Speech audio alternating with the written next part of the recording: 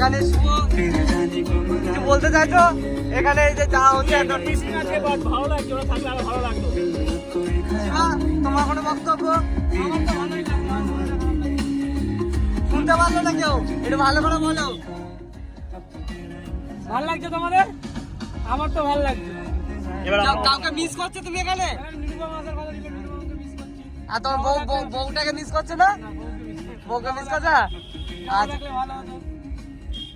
নিরুপম জগদীশ দুজন থাকলে আরো ভালো হতো, আমাদের ভালো লাগতো। কেন ওরা দুজন নেই, গাড়ি পুরো খালি খালি যাচ্ছে। আমরা তিন আরে মরেনি, বেঁচে আছে, এত কষ্ট পাস না। পিকনিকে মজা লাগে সবাই না গেলে।